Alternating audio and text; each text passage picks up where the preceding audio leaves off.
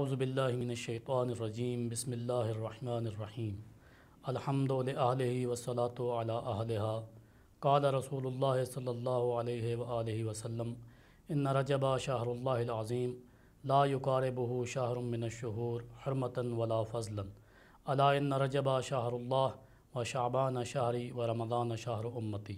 پیغمبر اکرم صلی اللہ علیہ وآلہ وسلم فرماتے ہیں کہ ماہ رجب المرجب خداوند عالم کے نزدیک بڑی عظمتوں والا مہینہ ہے۔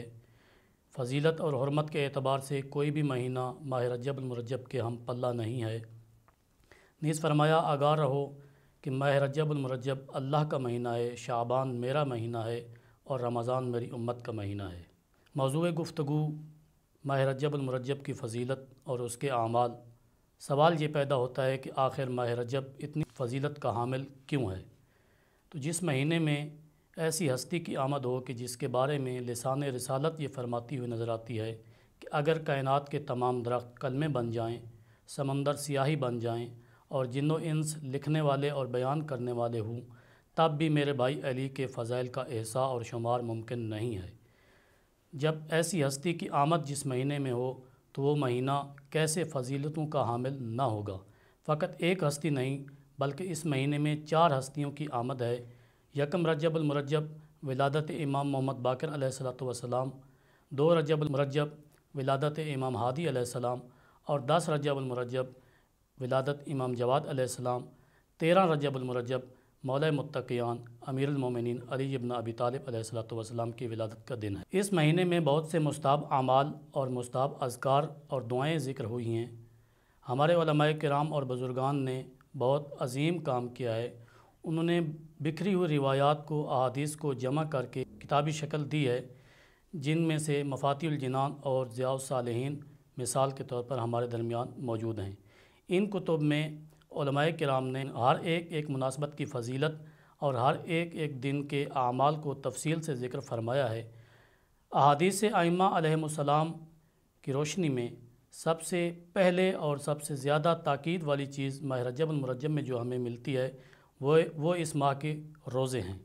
پیغمبر اکرم صلی اللہ علیہ وآلہ وسلم فرماتے ہیں کہ ماہ رجب میں روزہ رکھنے والا شخص خداوند عالم کے نزدیک زیادہ خوشنودی کا حامل ہوگا، عذاب الہی سے دور ہوگا اور جہنم کے دروازوں میں سے ایک دروازہ اس پر بند کر دیا جائے گا۔ اسی طرح امام کاظم علیہ السلام فرماتے ہیں من صام یوما من رجب، کہ جس نے رجب کے مہینے میں ایک دن روزہ رکھا، تباعدت عنہ النار مسیرہ سنتن، تو جہنم کی آگ 1 سال کی مسافت تک اس سے دور ہو جائے گی۔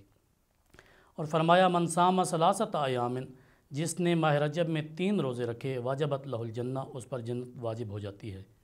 اسی طرح ایک اور فرمان ذیشان امام کاظم علیہ السلام کا ملتا ہے، فرماتے ہیں کہ رجب بہشت کی نہروں میں سے ایک نہر کا نام ہے جس کا پانی دودھ سے زیادہ سفید اور شہد سے زیادہ میٹھا اور شیریں ہے۔ اس مہینے میں روزہ رکھنے والے کو اس نہر سے یوم معاشر سیراب کیا جائے گا۔ روزے کے حوالے سے ابن بابویہ نے سالم سے ایک اور روایت نقل فرمائی ہے۔ کہتے ہیں کہ سالم فرماتا ہے کہ اواخر رجب میں امام جعفر صادق علیہ السلام کی خدمت میں حاضر ہوا تو امام علیہ السلام نے مجھے دیکھتے ہی فرمایا اے سالم، کیا تو نے اس مہینہ میں روزہ رکھا ہے؟ تو میں نے عرض کیا اے فرزند رسول، واللہ نہیں۔ تو تب امام علیہ السلام نے فرمایا سالم، تو اس قدر ثواب سے محروم رہا ہے کہ جس کی مقدار خدا کے سوا کوئی اور نہیں جانتا۔ تو میں نے عرض کیا اے فرزند رسول، اگر میں رجب کے باقی ماندہ دنوں میں یہ روزہ رکھ لوں تو کیا وہ میں ثواب حاصل کر لوں گا؟ تو امام علیہ السلام نے فرمایا سالم، یاد رکھنا کہ آخر رجب میں ایک روزہ رکھنے والا موت کی سختیوں، بعد از موت کی ہولناکیوں اور عذاب قبر سے محفوظ رہے گا۔ آخر ماہ رجب میں 2 روزہ رکھنے والا شخص پل صراط سے بآسانی گزر جائے گا اور آخر رجب میں 3 روزے رکھنے والا شخص آخرت کی ہولناکیوں، سختیوں سے محفوظ رہے گا اور جہنم سے آزادی کا پروانہ اسے حاصل ہوگا۔ ماہ رجب المرجب کے اعمال کی 2 اقسام ہیں۔ کچھ اعمال اس مہینے کے مشترکہ اعمال ہیں، کسی بھی دن بلکہ سارا مہینہ اگر اسے اعمال انجام دیے جائیں تو وہ ثواب ہے، اور کچھ اعمال خاص ہیں جن کا ذکر بعد میں کرتے ہیں۔ مشترکہ اعمال میں سے سب سے زیادہ جس چیز کا روایات میں ذکر ہے وہ ہے استغفار۔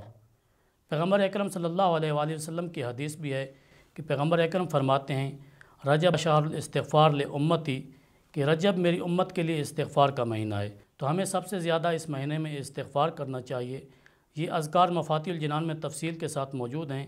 استغفر اللہ ربی و اتوب الیہ، استغفر اللہ و اسألہ التوبہ، اس قسم کے بہت سے اذکار جن کی تفصیل مفاتیح الجنان میں مل سکتی ہے، اس کی طرف رجوع کیا جائے۔ اور دوسرا جو ذکر ہے اعمال مشترکہ میں ایک روایت ذکر ہوئی ہے کہ ماہ رجب المرجب میں خمیس کا دن، جمعہ کا دن اور ہفتہ کے دن جس شخص نے روزہ رکھا، یعنی 3 روزے جس شخص نے اس مہینہ میں رکھے، گویا وہ 900 سال کی عبادت کر رہا ہے، 900 سال کی عبادت کے برابر ہیں ان کے روزے۔ چوتھا ذکر مختلف دعائیں ہیں جو اعمال مشترکہ میں ہیں، مفاتیح الجنان میں ان کی تفصیل موجود ہے۔ اعمال خاص میں سے ہر دن کے الگ الگ اعمال ہیں، مثلا پہلی رجب کی رات، پہلی رجب کا دن، اسی طرح 15 رجب کی رات اور اس کا دن، 27 رجب کی رات اور اس کا دن، ان میں غسل کرنا اور باقی دعائیں اور اذکار ذکر ہیں۔ لیکن سب سے زیادہ اہم ذکر جو ہے وہ زیارت امام حسین علیہ الصلوۃ والسلام ہے۔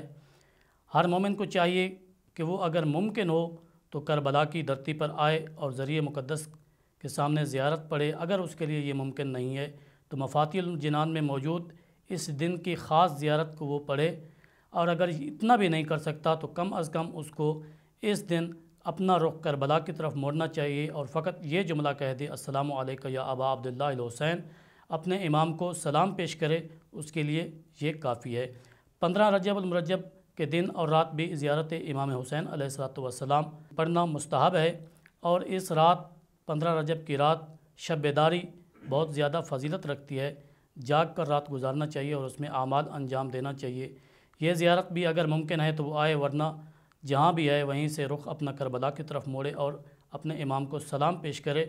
27 رجب المرجب کے اعمال میں سب سے زیادہ جو فضیلت والا عمل ہے وہ زیارت امام علی ابن ابی طالب علیہ الصلوۃ والسلام ہے۔ انسان کو کوشش کرنی چاہیے کہ وہ نجف کی سرزمین پر آئے اور اپنے امام کو سلام کرے۔ اگر نہیں کر سکتا تو مفاتیح الجنان میں موجود زیارت وہ وہاں سے پڑھے۔ اگر اتنی بھی فرصت نہیں ہے تو کم از کم اپنا رخ نجف کی طرف پھیرے اور کہے السلام علیکم یا ابا الحسن روحی لک الفدا۔ دعا ہے پروردگار عالم سے کہ وہ ہمیں ماہ رجب المرجب کے تمام اعمال کو انجام دینے کی توفیق عطا فرمائے، اور خداوند کریم ہمارے اعمال کو قبول فرمائے۔ والسلام علیکم ورحمۃ اللہ وبرکاتہ۔